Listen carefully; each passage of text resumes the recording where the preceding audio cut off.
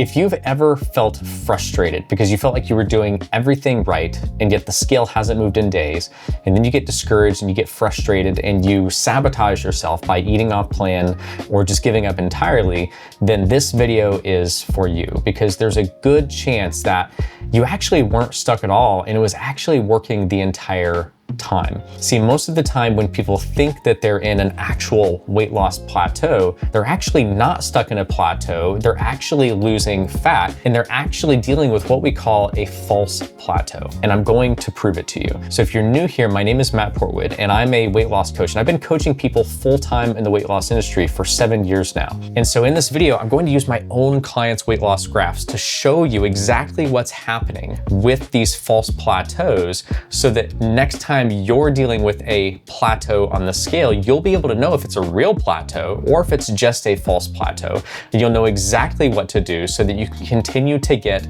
results on the scale in the long term, rather than starting and stopping over and over and over again.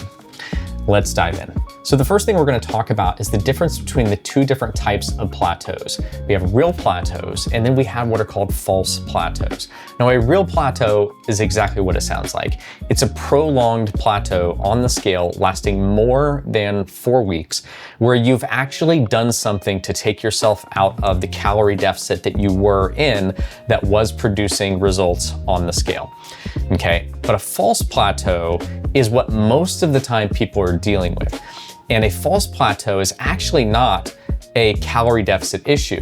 It's just a period of water retention that happens to people that causes their scale to stop moving temporarily, or even to bump up in weight temporarily, that causes them to mentally, emotionally feel like they're not making any progress, therefore driving them to give up or to sabotage with their diet or not exercising anymore. And then they put themselves into a real plateau. So it's important that we start off by understanding that there are actually two different possibilities here. One could be a real plateau, but one could be a false plateau. And it's important that we know how to identify whether we're in a false plateau or whether we're possibly in a real plateau, because we're going to take a different approach depending on what we're actually dealing with. So what causes a false plateau, and how do we tell the difference between a false plateau and a real plateau? Now, to illustrate this, what I'm going to do is I'm going to pull up a bunch of client graphs here from different clients that we're either working with right now in our program, or maybe past clients that we've worked with.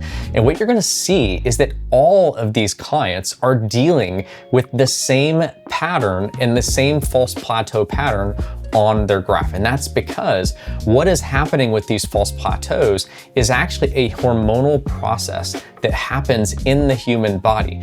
And it's an unavoidable process that we actually can't do anything to get around. And that's the important thing that I want you to understand here, is you can be doing absolutely everything right. You could be eating all of the right food in the right portions. You could be hitting your step goal or going above and beyond on your step goal. You could be working out 6 days a week. You could be running miles and miles and miles. You could be burning so many calories, be in the deepest calorie deficit, and you're still going to experience these false plateaus where your scale isn't moving or even going up for a short period of time. And what you're seeing here, I'll throw up a screenshot here on the graph. What you're seeing is this stair-step pattern on these graphs that helps us to identify all of these little false plateaus that are happening. So when you look at this graph, you'll see it literally looks like a stair step. You'll see a shelf where weight loss seems to stop. And oftentimes when you see a false plateau, you'll oftentimes even see where weight will pop back up a little bit and then hold before, after a week or 2 weeks, sometimes 3 weeks, even 4 weeks, you'll then see it like it falls off a cliff, and the weight will drop pretty precipitously over the course of a few days or a week, and then another false plateau will happen.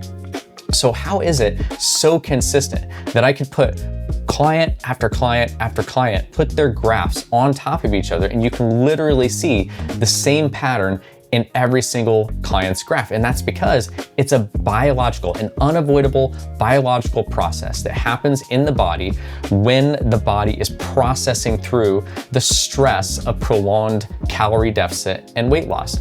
And what's actually happening here is water retention.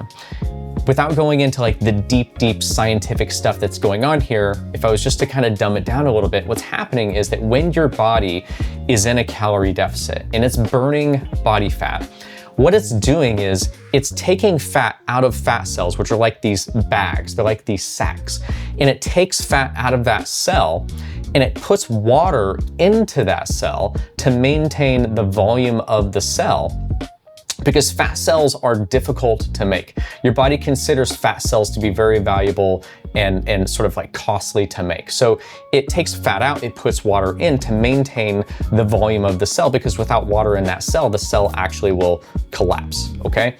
And so what happens is, as you're burning fat, your body's storing water in its place, so the scale will not move, okay? That's where we get this false plateau. We're holding on to water because our body does not want to get rid of all this body fat. Your body stores body fat in order to maintain survival or homeostasis. It thinks storing all of this fuel is a good thing because it wants to keep it around for a rainy day where we don't have any food around, right? So your body will go through these periods where it will stubbornly hold on to water during these little false plateaus, and you'll even feel hungrier, maybe more irritable. You'll feel cravings for sweets and for other high calorie foods during these little false plateaus, because your body is actually driving you to want to go and take yourself out of the calorie deficit, making you want to eat food because it's trying to stop you from losing weight. It's trying to maintain homeostasis. So during these periods of the false plateau, it's holding water, it's ramping up these other hormones. But if you can be stubborn enough to not give in to those urges to be frustrated and to sabotage, what always will happen is that your body can only hold on to that water for so long, and then we will get what we call the whoosh day or the whoosh week. And that's where you'll see these instances on these graphs here that I'm putting up on the screen, where the body will release all of this water that it's been holding on to, and you'll see drops on the scale. Sometimes it's big drops over a couple of days, sometimes it can be smaller drops over the course of a week, but you'll always see this happen. Now, what's really interesting, if you look at these graphs over and over and over again, you'll see the same thing. You'll see that despite this pattern, this stair-step pattern, despite that almost every time a client loses weight, they gain a pound or two back and then hold, what you'll notice is that the lowest lows along their graph always meet up with a consistent trend line. And that consistent trend line across the lowest points on these graphs represents your actual fat loss rate. That shows you actually what's happening, and the amount of slope that you see in this graph illustrates how deep your calorie deficit is and sort of illustrates the rate at which you are losing weight. And the more steep this is, the higher your weekly average weight loss rate is, okay? So we have to understand that this is an unavoidable hormonal pattern. It doesn't matter if you're doing everything right. In fact, you won't see those whoosh days or those whoosh weeks unless you continue to do everything pretty much right through these false plateaus, because if you sabotage during the false plateau, you won't actually get to see the whoosh day. You'll actually take yourself out of a false plateau and you'll put yourself into a real plateau, okay?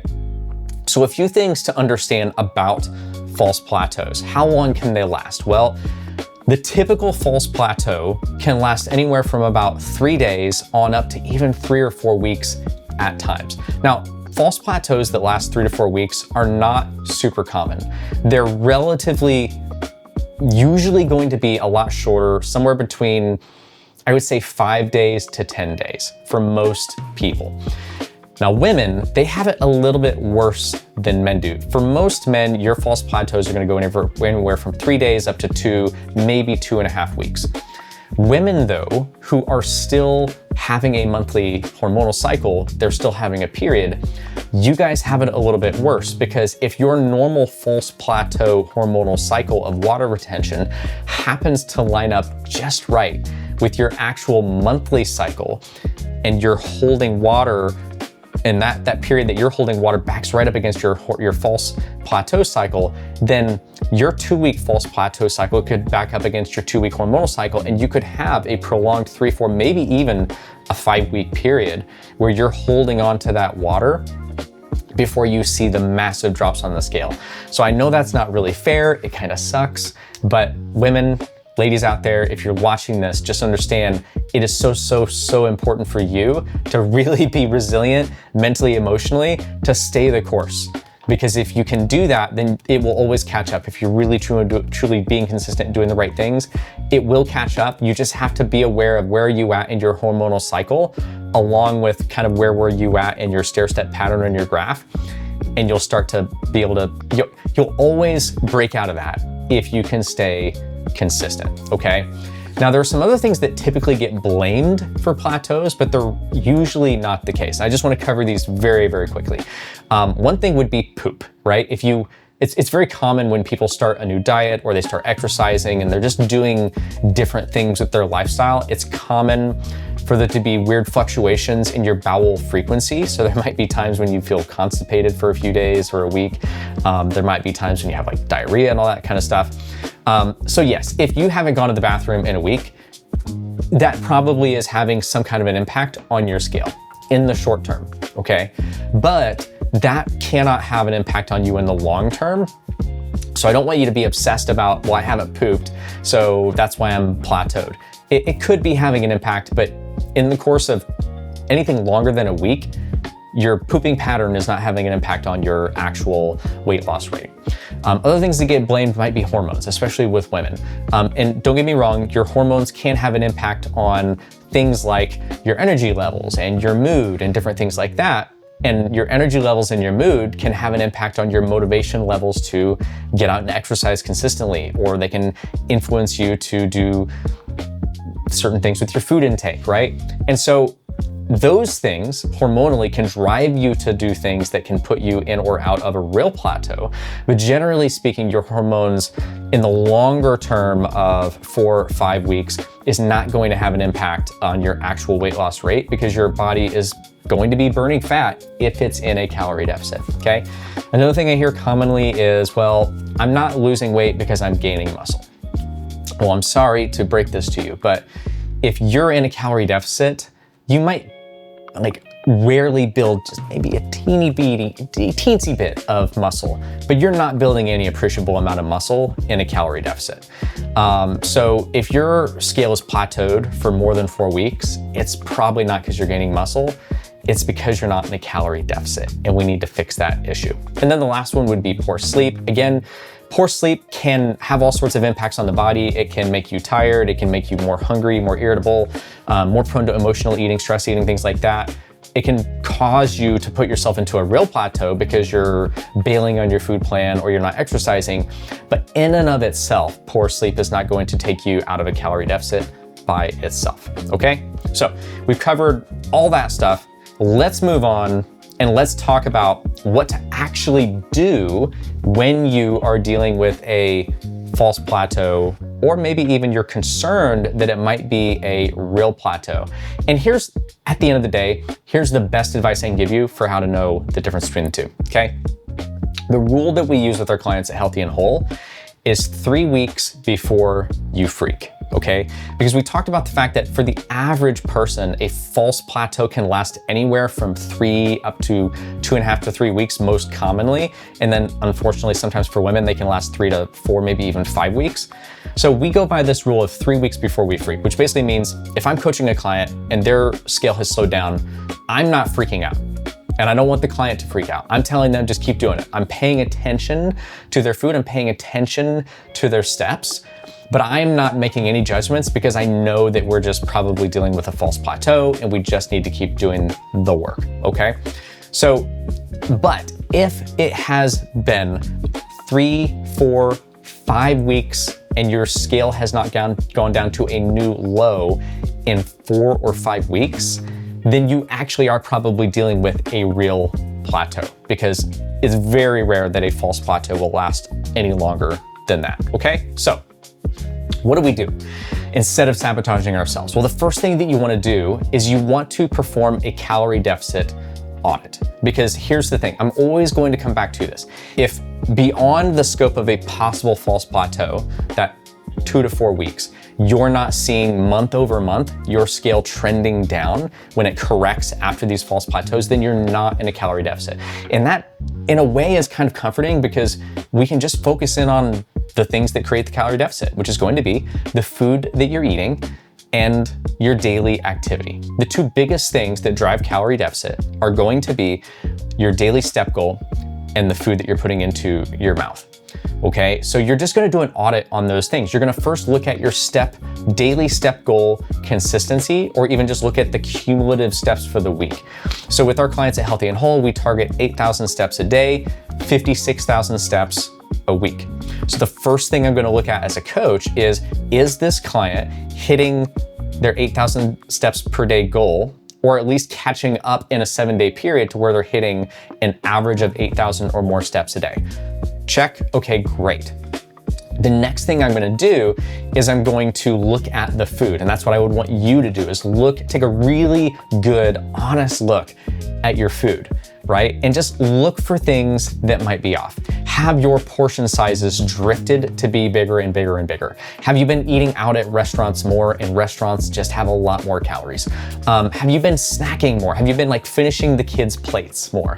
Is it parades candy season? You're just grabbing little Milky Ways and little Skittles packets out of the bowl and just eating those and then just forgetting that they ever happened, right? There's so many little devils in the details that can happen with food that can very quickly take us out of the calorie deficit, because our food calorie intake has just ballooned up and up and up and up. And sometimes it happens slow enough that we just don't realize that it's happening. So you wanna do this audit. You wanna say, okay, am I hitting my step goal consistently? And is my food truly being consistent and dialed in? And if it is, and there's nothing to correct, there's nothing out of alignment here, then you've gotta just be consistent and be patient. And I know how hard that can be, to be consistent and to be patient when you are just like, I'm doing this stuff, it feels hard, I just wanna see the results. But again, look at these graphs and look at the before and afters that I can throw up on the screen here. It's worth it, okay? It is worth it to trust the process and to be consistent through these false plateaus. And I'll throw up a great example here. This is Marsha. You guys have probably, if you've seen past videos here, you've seen her pictures here recently. Marsha's a great example of this. Marsha went through so many plateaus, false plateaus, over the course of a year, but she eventually got to the point where she kind of was like a little bit, confident and kind of like, I'm not even worried about the false plateaus because I know exactly what's going on. And she reached that point of confidence where she was like, whatever, it is what it is. Yeah, it's annoying when the scale doesn't move, but I've been here before. And she got to the point where she's seen so many of these false plateaus happen on her graph that she stopped even caring about it.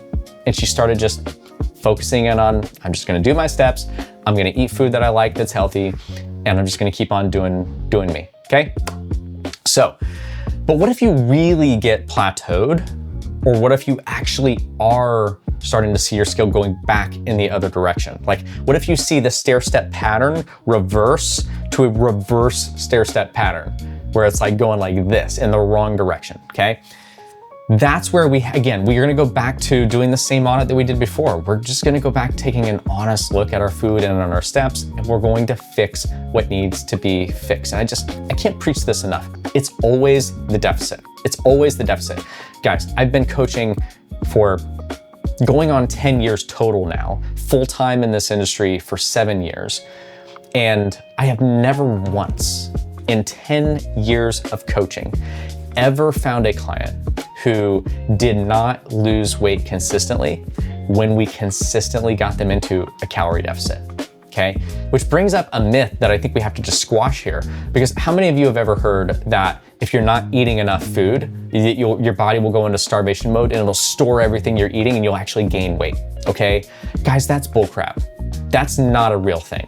Starvation mode is a myth that inexperienced coaches who don't know what they're doing created, not maliciously, but they felt like they were failing and they had to come up with an external villain to blame for why their clients weren't getting results.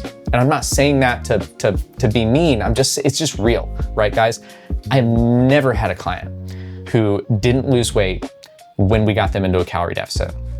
What I have had many clients along my journey as a coach is people who thought they were in a calorie deficit, but they weren't in a calorie deficit. And usually that's because what they thought they were doing with their food was actually they were underestimating the portions, underestimating, not accounting for all their food. And there was a gap between what they thought they were doing and what they were actually doing. And when we correct that, we get into a calorie deficit, we get results, okay? And because of that is why I just want to leave you with this. I recommend that if you're stuck and you're unable to get yourself out of a plateau, get help. That's literally the majority of what we do at Healthy and Whole, right? We do educate our clients around how to lose weight sustainably and how to build a lifestyle around food and fitness that is enjoyable and convenient. And they understand how to make it into an actual sustainable lifestyle so they can get the results and keep the results. But so much of what we do on a daily basis is literally screenshotting our clients' weight loss graphs, drawing this stair-step pattern, sending it to them via text, and reviewing photo food logs. And that's how we keep our own clients from getting into real plateaus, is we have them tracking their weight every day. We're communicating with our clients every day via text message. We're reviewing photo food logs of the food that they're eating so that we can keep them on track. And we're using that data to show them when we know they're in a false plateau versus a real plateau, so that we can encourage them to just keep going versus allowing them to sabotage themselves, okay? So I think this is a good place to wrap up this video. I feel better about this video than the one I put up yesterday, because yesterday, I don't know, my brain just stopped working like halfway through the video and I started just stuttering and making all kinds of flubs vocally, like I'm starting to do right now. But anyway, so I hope this has been helpful. And if it has, please like, subscribe. There are a bunch of free resources down in the description of this video. We have a free 7-day Kickstart course. We have an A1C recovery course for diabetics out there. We have a cookbook that has a free trial. We have so many free resources down below. There's an application if you want to explore coaching with us. Explore all of that. Like, subscribe, and I'll see you guys in the next video. Bye-bye.